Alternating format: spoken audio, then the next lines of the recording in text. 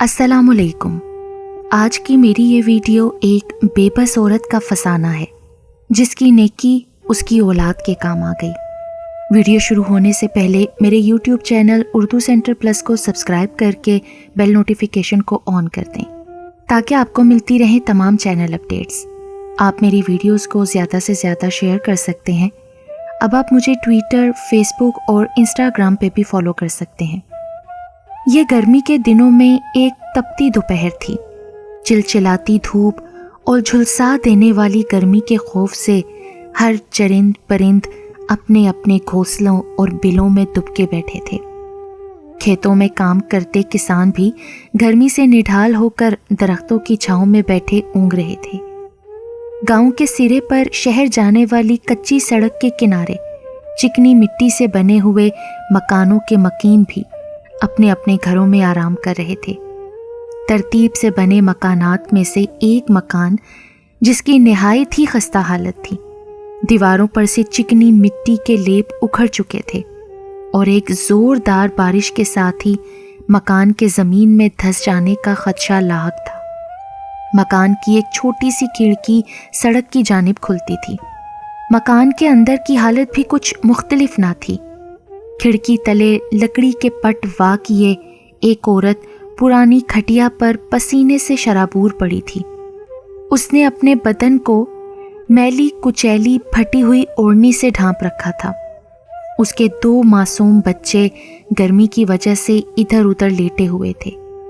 औरत की निगाहें सामने लकड़ी की मेज पर पड़े एक डब्बे पर मरकूज थीं, जिसमें उन तीनों के लिए एक वक्त की रोटी का आटा पड़ा था। उसके चेहरे पे फिक्र की लकीरें वाज़े नजर आती थीं। उसका नाम जमीला था। उसका शोहर 5 महीने पहले वफात पा चुका था और उसकी इद्दत के दिन पूरे होने तक गांव वालों ने उसका और उसके 2 यतीम बच्चों का ख्याल रखा। इद्दत गुजरने के बाद अब उसे अपने लिए खुद कुछ करना था। घर में इतना ही राशन था कि एक वक्त के लिए पेट की आग बुझाई जा सकती थी। गांव के गरीब लोगों से अब मजीद किसी किस्म की उम्मीद लगाना बेवकूफ़ी थी और अपने भाई के घर जाकर बैठना उसकी खुददार तबीयत को गवारा ना था। अपने बच्चों का पेट पालने के लिए उसे काम चाहिए था। जमीला इन्हीं सोचों में सरगर्दा थी जब बाहर से किसी ने खिड़की के पट पे दस्तक दी। कौन है बाहर? जमीला ने खिड़की से झांका तो एक बूढ़ा और जवान लड़का खड़े हुए थे। मुसाफिर हूँ बेटी, पीने के लिए पानी मिल सकता है क्या? बूढ़े ने अपने सर पे बंधा रुमाल दुरुस्त करते हुए पानी मांगा। अभी लाती हूँ बाबा, जमीला जवाब देकर घड़े के पास गई और एक कटोरा पानी से भरकर घर से बाहर आ गई। बूढ़े ने थोड़ा पानी खुद पिया और बाकी नौजवान की तरफ बढ़ाया, जिसे उसने तशक्कुर आमेज निगाहों से देखते हुए थाम लिया। बहुत दूर से आए लगते हो बाबा, कहो तो खाना ले आऊं? जमीला ने बूढ़े की हालत देखकर पूछा। उसका शोहर बाला भी कभी किसी मुसाफिर को खाना खिलाए बगैर जाने नहीं देता था। शहर से बेटे को पर्चा दिलवाकर लौटा हूं बेटी, सख्त गर्मी है। बूढ़े ने अपने साफे से चेहरे पे आए पसीने को पोंछते हुए कमज़ोर आवाज़ में अपनी परेशानी बताई थी।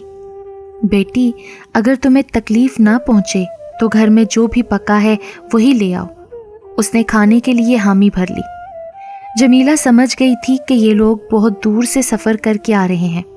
वो फौरन घर के अंदर गई और उसी आटे से रोटियां डालकर पानी के साथ ले आई जो उसके बच्चों के लिए था। रोटी पकाने के दौरान उसे बच्चों का ख्याल आया जो अब ज़मीन पर सो गए थे। बच्चों से कहूँगी कि शाम को मलकों के बाग से अंबियाँ तोड़कर खा लें। अब मुसाफिर को तो भूखा नहीं लौटा सकती ना, वरना रिस्क से बरकत उठ जाएगी और यहाँ तो पहले ही बहुत तंगी है। वो दिल में बातें करते हुए रोटी पकाकर पानी के साथ बाहर ले आई और बूढ़े के सामने रख दी। माफ़ करना बाबा, घर में इस आटे के सिवा और कुछ ना था खाने के वास्ते, वरना कभी भी तुम्हें सूखी रोटी नहीं देती। बुजुर्ग ने मुस्कुराकर जमीला की तरफ देखा और रोटी का नवाला तोड़कर खाने की शुरुआत की। एक रोटी उसने खुद खाई और एक अपने बेटे को दी।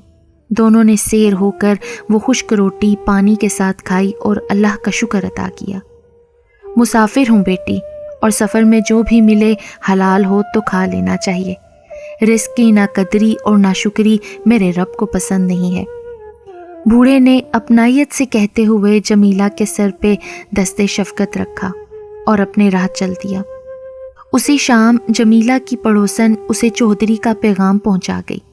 اگلے دن صبح سویرے اس نے دونوں بچوں کو اینٹوں کے بھٹی پر کام کے لیے بھیجا اور خود بھی حویلی چلی گئی۔ سارا دن کام کر کے شام کو جب وہ گھر لوٹی تو دونوں بچے بھی آ چکے تھے۔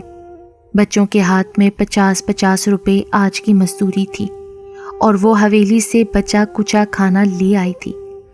پیٹ بھر کر کھانا اور تھوڑے سے پیسے ملنے کی خوشی ہی نرالی تھی۔ اسے اس سے زیادہ کی چاہ نہیں رہی تھی۔ وہ ہر وقت اپنے رب کا شکر ادا کرتی تھی۔